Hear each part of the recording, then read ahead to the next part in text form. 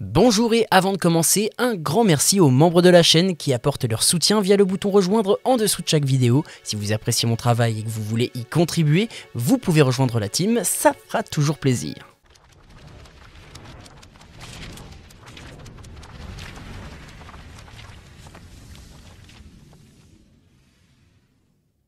Avant de débuter et de vous plonger dans l'histoire du soldat de l'hiver, je tiens à vous préciser que le but de cette vidéo est de vulgariser le plus possible. Il est donc possible que je n'apprenne rien du tout aux lecteurs et fans assidus des comics, j'ai d'ailleurs pris la liberté de ne pas rentrer dans le détail de certaines histoires ou arcs secondaires.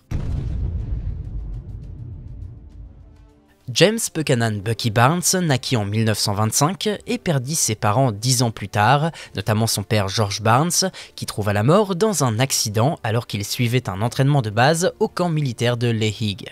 Séparé de sa jeune sœur, Rebecca Barnes, envoyée dans une école privée, James parvint à convaincre les autorités de le laisser vivre au camp Lehigh en tant que pupille de l'État, partageant l'amour de son père pour les forces armées, et y fut rapidement considéré comme la mascotte du camp. En 1940, alors que la Seconde Guerre mondiale battait son plein, James lança un petit commerce florissant, fournissant aux soldats des équipements et produits non réquisitionnés. Il se rendit en Angleterre, où il suivit une formation avancée au combat rapproché avec les commandos britanniques, sous la tutelle des célèbres instructeurs William E. Fairbairn et le colonel Rex Applegate, et commença à recevoir des missions spéciales en tant qu'agent militaire d'élite en raison de ses compétences. Après cette formation, Barnes fit la rencontre du célèbre Steve Rogers, récemment devenu agent du gouvernement américain sous le pseudonyme de Captain America, et combattit les forces du super-vilain Crâne Rouge, une mission au cours de laquelle ils libérèrent de nombreux prisonniers des nazis. Durant plusieurs mois, il suivit un programme d'entraînement intensif sous la direction de Captain America et obtint à l'issue de sa première formation son propre pseudonyme de héros, Bucky.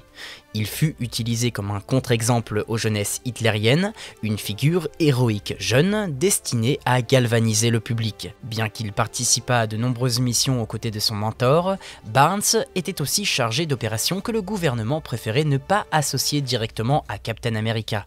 Plus cynique que Steve, dont l'idéalisme le laissait parfois dubitatif, Bucky devint néanmoins son plus fidèle ami. Lorsque les États-Unis entrèrent officiellement dans la Seconde Guerre mondiale après l'attaque de Pearl Harbor en décembre 1941, Captain America et Bucky abandonnèrent leur carrière militaire afin de se consacrer entièrement à la lutte en tant que justiciers costumés.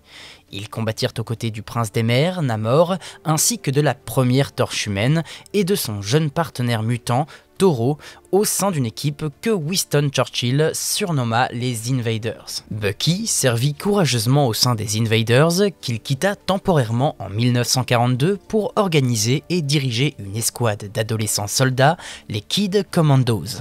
Lors d'une mission pour secourir les Invaders du Crâne Rouge, Bucky rassembla un groupe de super-héros costumés opérant sur le sol américain, la Liberty Legion, qui resta active jusqu'à la fin de la guerre, et collabora avec un autre groupe de jeunes héros, les Young Allies. Fin 1945, alors que la guerre touchait à sa fin, Captain America et Bucky se retrouvèrent à Londres sur les traces du scientifique nazi, le baron Zemo, et le surprirent en train de voler un prototype de drone aérien allié. Parvenant à se libérer avant le décollage, Captain America et Bucky poursuivirent le drone en moto, et juste avant que l'appareil ne soit hors d'atteinte, Bucky sauta le premier et parvint à s'agripper à une aile, mais Steve, lui, manqua son saut et cria à son ami de lâcher prise au cas où l'avion serait piégé. Mais la manche de l'uniforme de Bucky se coinça dans le cockpit et l'explosion qui s'ensuivit le laissa pour mort, tandis que le capitaine, lui, tomba dans l'océan et finit congelé. Jamais le corps de Bucky ne fut retrouvé, ce qui renforça la conviction qu'il était mort au combat. Notre homme était en réalité toujours en vie, car bien qu'il avait échoué à désamorcer l'avion à temps, il avait sauté de l'appareil et l'explosion lui avait arraché son bras gauche avant qu'il ne termine congelé dans l'océan lui aussi. Après la guerre, un sous-marin soviétique qui espérait retrouver le corps de Captain America découvrit à la place celui de Barnes, préservé par la glace. Les Russes examinèrent son corps pour y détecter d'éventuelles traces de sérum de super soldat, le sérum responsable de la force surhumaine de Captain America, mais n'en trouvèrent aucune. Ils décidèrent donc de le placer en cryostase. Barnes fut réanimé en 1954 et doté d'un bras bionique conçu à partir de plans cybernétiques récupérés par un espion soviétique, un bras qui fut régulièrement remplacé par des versions plus avancées au fil des progrès technologiques. Bien qu'il conservât ses capacités physiques, James était amnésique et subit un lavage de cerveau en isolement sensoriel avant d'être conditionné à haïr l'Occident, puis programmé pour devenir l'assassin parfait, le soldat de l'hiver. Sous cette identité, il mena des assassinats stratégiques à travers le monde, parfois stationnant longtemps dans un même pays. Il tua par exemple Itsu, la femme enceinte de Logan, son ancien camarade de guerre, sur ordre d'un commanditaire inconnu. Durant cette période, Barnes rencontra Natasha Romanoff, membre du programme Black Widow, et l'entraîna au combat alors qu'elle suivait une formation d'espionne à l'Académie de la Chambre Rouge. Tous deux tombèrent amoureux et James lui rendait régulièrement visite, car bien qu'elle était promise à un certain Alexei Shostakov, son amour pour James était plus que sincère. Toutefois, leur relation prit fin après un incident lors d'une mission d'assassinat.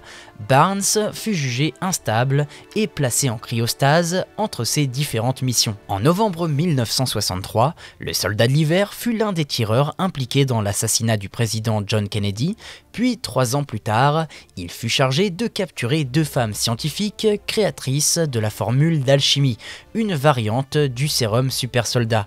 Avec l'aide de l'agent Ron Chen du SHIELD, il tenta d'aider l'une d'elles à s'échapper, mais elle fut tuée par erreur par Nick Fury et Barnes fut récupéré par les Russes avant de subir un nouveau lavage de cerveau pour éviter toute rechute.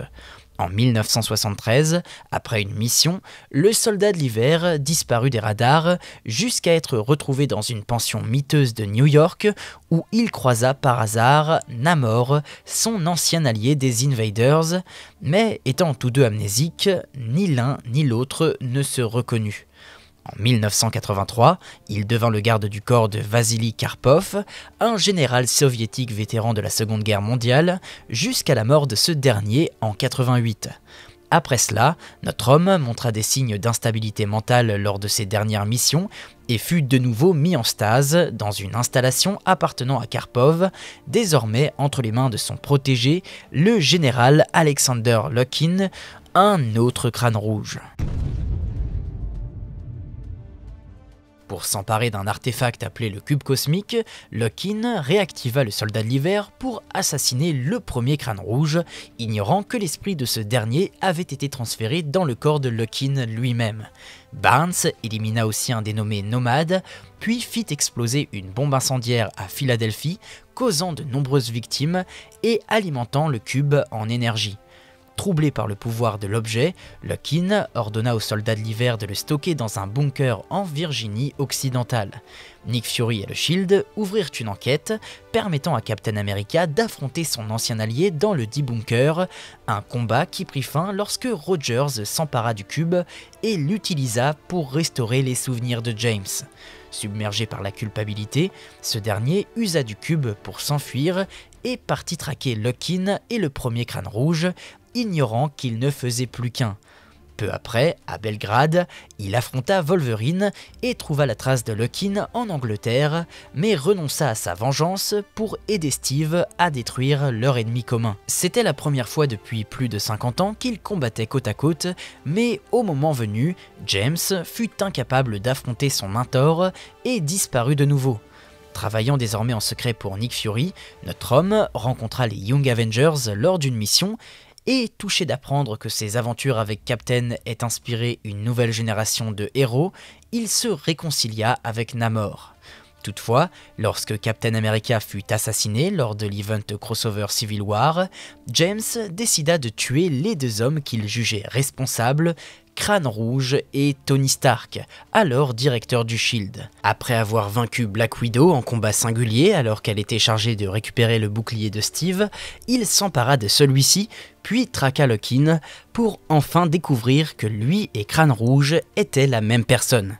Capturé par les sbires de ce dernier, il résista aux tentatives de lavage de cerveau du docteur Faustus et fut sauvé par le Faucon avec l'aide de Sharon Carter qui feignait d'être sous l'influence de Faustus. Barnes fut alors placé sous la garde du SHIELD mais parvint à s'échapper et affronta Iron Man, réussissant à désactiver son armure et le combattit jusqu'à un match nul.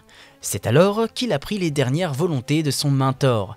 Steve avait demandé à Tony de sauver James de sa descente dans la violence et la folie et de transmettre l'identité de Captain America à un successeur, deux requêtes auxquelles il accéda.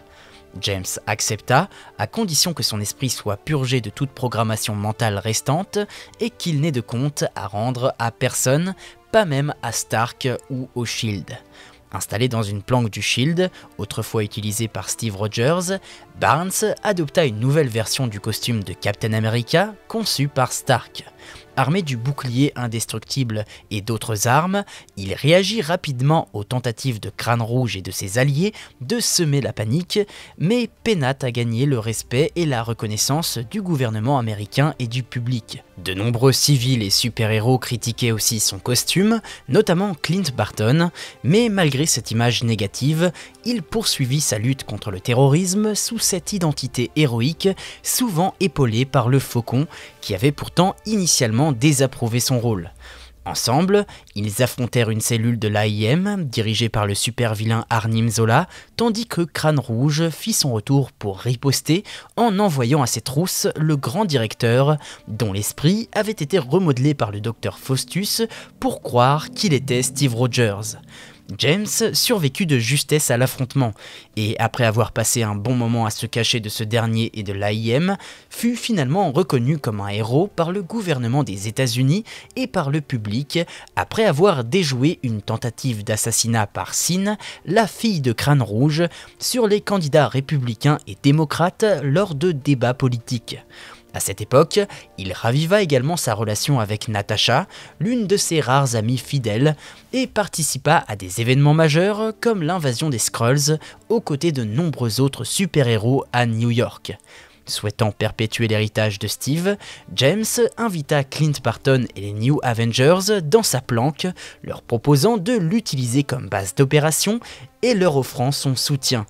À la fin d'un affrontement impliquant les Avengers, les New Avengers et l'ancienne équipe Invaders, le super-héros Toro fut ramené à la vie par James grâce au cube cosmique qui exauça son souhait de retrouver son ancien ami. Ensuite, bien que réhabilités, certains officiels américains et étrangers n'avaient pas oublié les crimes passés de notre homme en tant que soldat de l'hiver et le confrontèrent à l'un d'eux, une tentative d'assassinat sur le scientifique chinois Zhang Xin en 1968.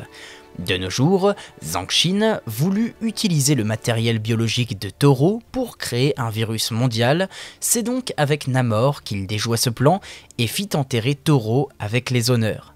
Un peu plus tard, Bucky apprit par Sharon Carter qu'elle n'avait pas vraiment tué Steve Rogers lors de la Civil War. D'après les explications d'Arnim Zola à Norman Osborn, Rogers était prisonnier d'un point fixe dans le temps et l'espace. Cependant, Sharon avait endommagé la machine destinée à le ramener et Steve revivait donc constamment son propre passé. Bucky et Black Widow tentèrent de voler l'appareil à l'organisation Hammer, mais furent capturés.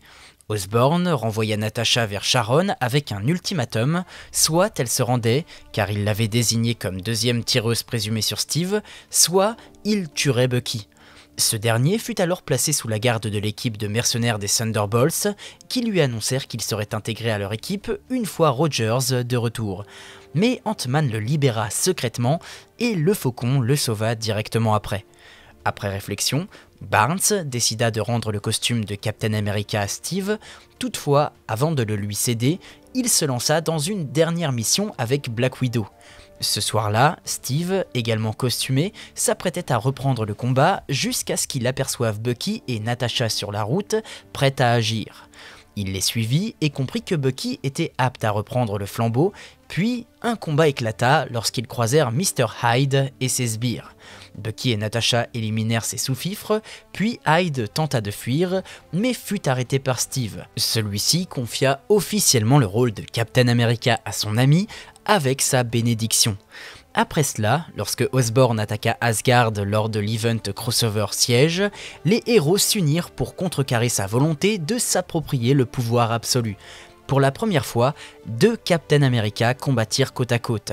James et Steve contribuèrent à la défaite d'Osborn. James affronta ensuite à nouveau le grand directeur, devenu le chef des Watch Dogs. Infiltré dans leur rang, Barnes fut repéré et capturé afin de tourner une vidéo le montrant en train d'expliquer sa responsabilité dans un attentat qu'il n'avait pas vraiment commis. Le Faucon empêcha d'abord un attentat ferroviaire, puis aida James à vaincre le grand directeur, dont le corps ne fut jamais retrouvé après sa chute dans un fleuve. Après cela, le baron Zemo accusa Bucky de ne pas être digne du bouclier de Captain America et parvint à le discréditer auprès du public en dévoilant ses anciens crimes du soldat de l'hiver à l'aide des révélations de Sin, la fille de Crâne Rouge. Pour protéger ses amis de cette dernière, Bucky resta vague sur son passé et fut condamné, bien que sa peine ait déjà été purgée auparavant. Un ambassadeur russe réclama alors son extradition vers la Russie, où il avait été reconnu coupable d'un double homicide. Incarcéré dans un goulag, il fut contraint de combattre des criminels qui voulaient sa mort, mais reçut l'aide de certains détenus comme Nico Constantine, membre du projet Wolf Spider, et parvint à s'échapper à l'aide de Black Widow. Lorsque Sin lança son attaque sur Washington durant l'event crossover Fear Itself, Bucky s'opposa à elle, mais elle était bien trop forte et le laissa presque mort. Avant de perdre connaissance, il demanda à Black Widow de prévenir les autres au sujet de la menace que représentait le serpent, une divinité asgardienne ayant pris le contrôle de son ennemi. Transporté d'urgence auprès de Nick Fury, Bucky fut sauvé grâce à l'injection de la formule de l'infini qui régénéra son corps et le rétablit complètement. Décidé à rester dans l'ombre, il reprit alors son identité du soldat de l'hiver, tandis qu'un simulacre de son corps, un life model decoy, fut enterré à sa place au cimetière national d'Arlington afin de maintenir l'illusion de sa mort. Présumé mort et en quête de rédemption, James retourna dans la clandestinité et entreprit de protéger à l'aide de Black Widow les agents dormants du projet Zephyr issus de la guerre froide. Il tua 2 des 3 super soldats que Madame Von Bardas avait réveillés pour détruire le docteur Fatalis, mais le 3e, un certain Novokov, y échappa, ayant été réactivé 12 ans plus tôt. Considérant le soldat de l'hiver comme un traître à sa patrie, Novokov tua Fred Davis, une ancienne connaissance de notre homme, afin de lui envoyer un message. Puis enleva Natasha Romanoff. Pour sauver la femme qu'il aimait, Bucky accepta de jouer le jeu de Novokov et attaqua Daredevil, un des anciens amants de Natasha, puis affronta Novokov dans un combat final au cimetière d'Arlington. Toutefois, avant d'être neutralisé, Novokov obtint ce qu'il désirait, il avait effacé toute trace de Bucky Barnes dans l'esprit de Natasha. Peu après, James affronta Tesla Tarasova, la fille de Linus Tarasova, un homme qu'il avait tué en 1983 durant ses missions de soldat de l'hiver. Tesla était devenue une arme vivante après avoir été enlevée sur une île dirigée par le père Hammer et avoir assassiné ce dernier. Elle espérait changer son passé grâce au rayon cosmique inventé par son père. James la retrouva alors dans une base spatiale et tenta de lui faire comprendre qu'il ne s'était amélioré qu'en acceptant les fautes de son passé. Alors que la base était attaquée par le Shield, James et Tesla survécurent à l'assaut, mais la jeune femme réussit à s'échapper. Le soldat de l'hiver réapparut ensuite au sein des All New Invaders, une nouvelle incarnation de l'équipe d'origine, où il combattit une guerrière Kree nommée Tannals et libérèrent Toro, devenu un inhumain, des griffes d'un certain Kurt Dagmar. Cette mission permit à Bucky d'enquêter sur les différentes attaques martiennes à travers l'histoire et leur lien avec un personnage appelé Killraven. Parallèlement, Bucky continua de veiller sur Natasha dans l'ombre, intervenant discrètement à plusieurs reprises pour la protéger en cas de besoin. Plus tard, lors de l'event crossover Original Sin, Bucky fut l'un des héros recrutés secrètement par Nick Fury afin d'enquêter sur la mort d'Uatu, le Watcher. En réalité, Fury les avait réunis pour trouver un successeur à son rôle secret de l'homme sur le mur, une position qu'il occupait depuis des années pour défendre la Terre contre les menaces cosmiques. Lorsqu'il comprit qu'on lui avait menti, Bucky attaqua le life model decoy de Fury, conservé à la tour des Avengers, et s'en servit pour localiser le vrai Fury. D'autres héros suivirent sa piste jusqu'à un satellite caché où ils furent confrontés à un Nick Fury vieilli qui leur révéla ses intentions et les secrets liés à sa mission. Lorsque le LMD laissé sur Terre s'autodétruisit, Fury s'empara d'un des yeux du gardien qu'il prit à Bucky et s'enferma dans une salle sécurisée afin d'activer le second œil qu'il possédait en secret. Les Avengers arrivèrent à leur tour, guidés par le signal du LMD, et affrontèrent Fury, désormais équipé d'une armure et des deux yeux d'Uatu. Fury repoussa les héros et retourna à la citadelle du Watcher, où un super vilain nommé le Docteur Midas cherchait à obtenir encore plus de pouvoir. Il affronta les sbires de Midas, mais perdit l'un des yeux au profit d'une étrange personne appelée Orb. Sur le point d'être vaincu, Fury fut finalement sauvé par Bucky et les autres héros qu'il avait choisis, et tous le poussèrent à avouer qu'il était bien l'assassin d'Uatu. À la suite de la mort apparente de Fury dans l'explosion qui tua aussi Midas, Bucky reprit le rôle et devint le nouvel homme sur le mur. Après une péripétie d'ordre spatial mêlant Daisy Johnson et Loki, que je ne vous raconterai pas car trop complexe à mes yeux, le soldat de l'hiver s'impliqua dans la traque d'une opération clandestine du SHIELD concernant la manipulation de fragments du cube cosmique connu sous le nom de Projet Kobik. Après avoir attaqué plusieurs avant-postes de l'organisation dans sa quête d'information, il fut poursuivi par Steve et lorsqu'ils se rencontrèrent, Bucky informa son ami de l'existence du Projet Kobik avant de s'enfuir, échappant aux agents du SHIELD. Plus tard, Bucky infiltra Pleasant Hill, une prison pour super-vilains bâtie autour de Kobik, un cube cosmique conscient. Juste avant son arrivée, le baron Zemo avait orchestré une évasion massive et une fois là-bas, il y retrouva Sam Wilson qui avait hérité du rôle de Captain America après que Steve eut perdu son sérum de super soldat. Ensemble, ils partirent à la recherche de Steve et quand ils le retrouvèrent, Kobik venait de restaurer son corps et ses capacités physiques. Le trio traversa Pleasant Hill et s'allia aux Avengers pour mettre fin au règne de terreur de Zemo, puis lors de l'assaut final, Kobik, désillusionné par la façon dont Zemo avait tenté de l'exploiter, perdit le contrôle. Bucky s'apprêta à la tuer, la jugeant trop dangereuse, mais elle le projeta hors d'une fenêtre et hors de la ville. Alors que la crise s'achevait, Kobik, désemparée, réapparut à Bucky, suppliant de prouver qu'elle pouvait faire le bien. Bucky accepta de s'occuper d'elle et elle exprima le désir d'amener également certains de ses amis.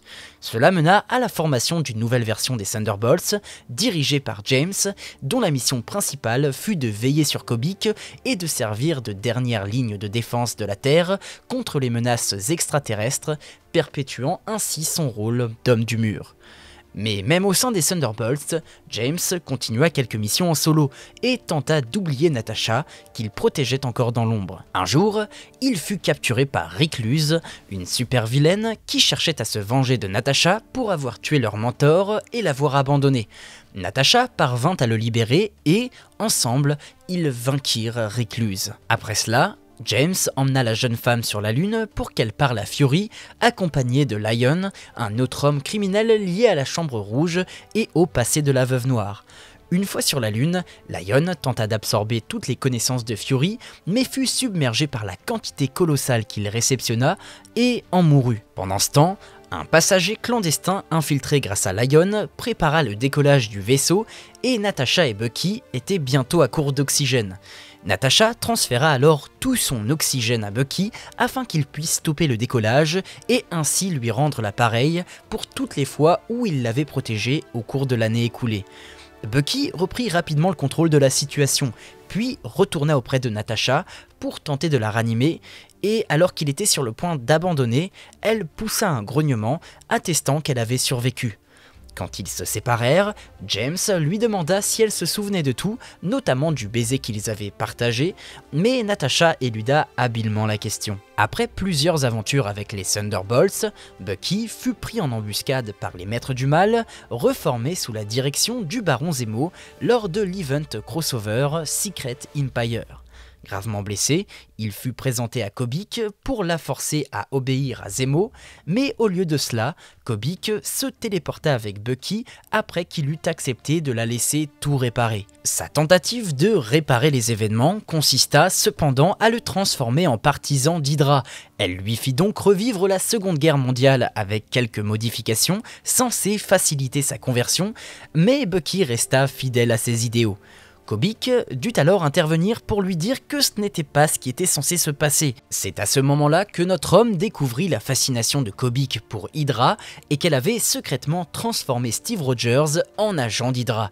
Après une dispute entre elle et James, Kobik tomba dans une rage folle et menaça de s'en prendre aux Thunderbolts, au Maître du Mal, et à l'existence en elle-même. Le super vilain Fixer parvint à l'arrêter en la frappant avec des rayons laser, mais cela eut pour effet inattendu de la briser en fragments de cubes cosmiques qui se dispersèrent à travers le monde. Bucky tenta de résister à Zemo, mais il fut trahi par sa coéquipière Moonstone et fut capturé, tandis que Zemo et ses alliés s'enfuirent. Zemo décida alors de se débarrasser de Barnes en l'attachant à une réplique du drone qui avait tué son père et en le lançant avant de le faire exploser.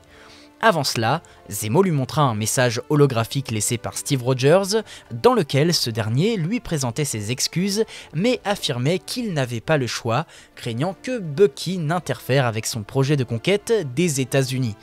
Effondré, Bucky déclara que ce n'était pas le vrai Steve, puis le drone fut lancé et explosa au-dessus de l'océan, semblant le tuer. En réalité, James avait, comme à l'époque, survécu à l'explosion et fut sauvé de la noyade par Namor, qui le conserva à ses côtés en tant que conseiller. Plus tard, Namor le présenta au groupe de super-héros américains réunis pour combattre Hydra et restaurer le pays, et lorsque Sam Wilson remit au véritable Steve Rogers le dernier fragment du cube cosmique, Ant-Man miniaturisa Bucky à l'échelle subatomique pour qu'il entre dans l'esprit de Kobik et ramène le vrai Steve dans l'existence. Le Steve fasciste fut alors vaincu par le véritable Captain America et emprisonné dans une prison spécialement conçue pour lui, les Piliers de l'Ombre.